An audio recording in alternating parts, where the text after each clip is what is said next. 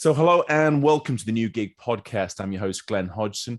And today I'm delighted to be joined by talent advisor, gig programs at Koch Industries, Preston Mossman. How are you doing, Preston? Best day of my life. Happy to be here. Oh, wow. It's all going to be downhill from here. We're over egging the expectations, but great to hear it. But we'll make it happen, Glenn. We're going to make it happen. So, Preston, let's kick off by just giving a little bit of a background and overview of Koch Industries and, of course, your experience and how you got to where you are today. Yeah.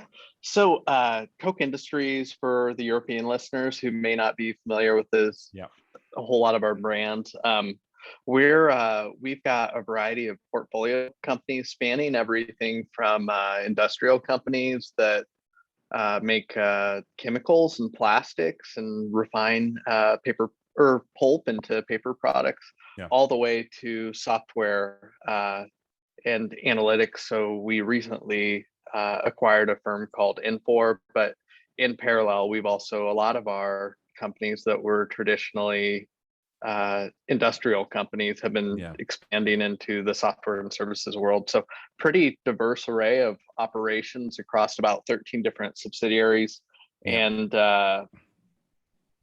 really a global presence. We have about 130,000 employees. Yeah. So that is a serious size organization. And it's really going to be very interesting to hear from you because, you know, a real big player who is actually getting into this whole thing we're calling the platform economy, freelance economy, and actually developing a freelancer strategy. Can you talk a little bit about this, Preston? Yeah, absolutely. We have about 2.5 years ago, we signed our first agreement with a major platform and have slowly started to invest over time. And so what that's looked like is we started with one platform, and we really focused on specific platforms where we can go and they manage a lot of the overhead or activities for us. So the matchmaking, the billing, some sort of reputation system, etc. But what we've tried to do is take the approach to really not necessarily start with a specific category and say, how can we cut costs down on that, or take a reductive approach, but really look across our different operations, make our employees aware of what's now available to them and see what can they do today that they couldn't do yesterday. So that's been our strategy, and it's working pretty well. The program's growing, and what we're finding is there's just a whole lot we can do today with freelance talent that we couldn't do yesterday. And tell us a little bit more about that, because obviously this is quite a new thing for a lot of organizations. You know, how can we actually go through HR and compliance and make sure that these people who aren't full-time employees, but we can get the impact and get the services and the delivery from these individuals? How have you gone about sort of setting that up? Yeah, the first thing we did was experiment. So in this case, this was me. I was actually I have a finance background, and then I was in IT, and I had a problem at the time which was I had for development resources who worked for us, and I'd give them too much to do, and I had a new project, and I came to those resources and I said, hey, how long is this going to take? And you know what they said to me was, hey, we could do it in 2 weeks if you would stop piling so much stuff on us. And so we knew that wasn't going to happen. So what we did is we actually partnered together and we leveraged a platform. And at the time I put it on my P card. And it went really well. We found somebody in Europe who could actually solve the problem for us, and we were really impressed. And from there we started, and we, you know, initially we had taken a look from a compliance perspective and said, how can we do this in a way that's low risk? But what that meant is we really limited the scope because we just didn't have a lot of knowledge at the time. So from there, we then brought in all the compliance stakeholders and made a bet that this was going to be valuable to the future of our company. And so really brought in all the people that could help advise us on co-employment, trade, sanctions, just all those different areas that are really built into how we operate. Yeah. And then started to dedicate resources. And I was the one that came over and just made sure that as people had in the business, and again, didn't target any specific area, but primarily focused on knowledge work that can be done remotely. Yeah. Just made sure they had a touch point who could actually walk them through what types of problems make sense to solve, how does work need to be broken down, et cetera, but tried to make it really hands-on experience so we could get them up to speed, do as much hand-holding as was needed, and then set them down the path. So that started with one platform, and then what we found over time is there's general purpose platforms out there that can help you do a variety of tasks, but then there's specific niche players. So we've started to expand where we've noticed gaps into some of the more niche platforms, and have just, as it makes sense on a value basis, expanded our portfolio. Yeah. Excellent. Well, that sounds absolutely brilliant. I think you touched on two really interesting points within that.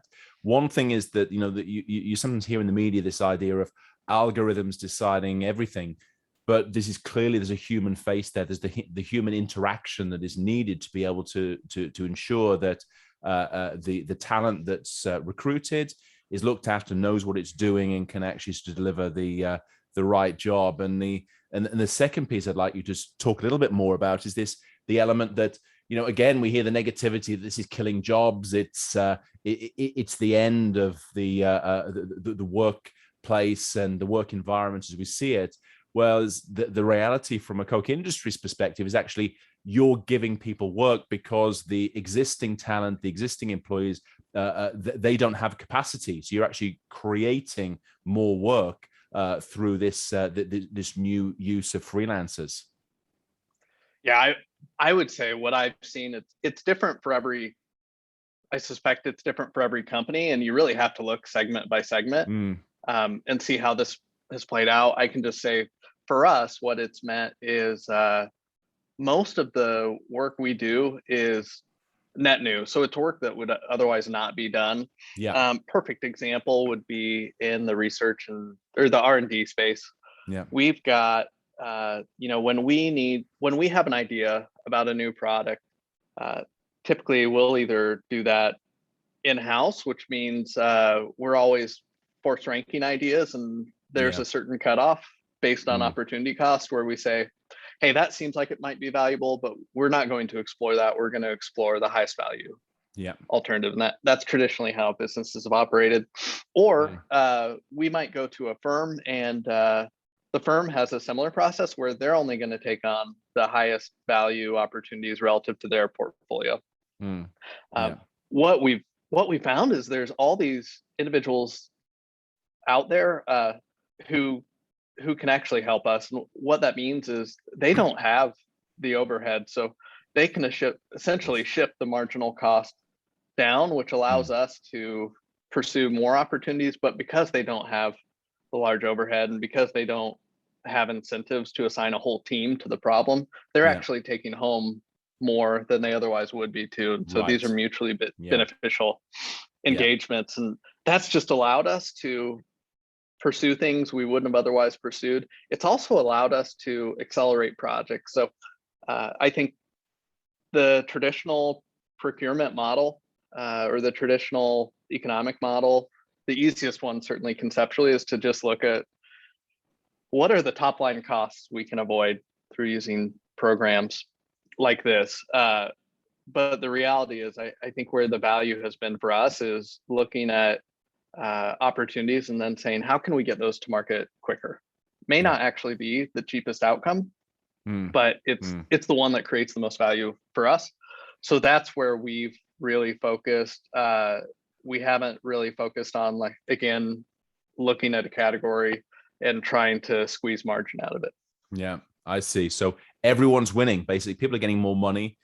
There's more efficiencies, and you're actually able to do more as an organization. it's been a good formula, and I just think there's so much opportunity out there, and so many things that companies are missing out on today. Yeah. And what would you say the big barriers are? Why isn't more enlightened companies, why aren't they sort of chasing after this and actually integrating this into their business model, Preston? I think some are kind of tiptoeing into it, but Yeah. I would say the biggest barrier is a lack of imagination.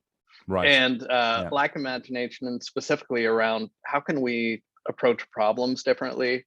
I think a misunderstanding of risks. So often what happens is we look at, and actually this is the way we started. When we first started, we looked at the lowest risk types of activities we possibly could. And so those were types of activities where we could hand off work. Yeah. We didn't have to give anybody access to our network, which is still our bias. Yeah. And there was no IP involved. If it got, we did the Twitter test. So if it got posted on Twitter, nobody was going to be surprised, et cetera, et cetera. Yeah. That's really where we started, because we had a certain internal stigma around, these are just people off the street. We don't know who they are.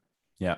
They don't have the backing of a big firm, et cetera, et cetera. And I think that's really present still, especially for large enterprises, especially, maybe less so for the more scrappy startups and smaller firms, but certainly for large firms. So I think that's a disincentive. And then also just knowledge of how to use these programs. So what we've seen, again, this is specific to our model, but what we've seen is a lot of the people who are using these, we call them gig services, which I know is like a pejorative, but we can call them platform services for the sake of this conversation. Either or. It's not going to offend my ears.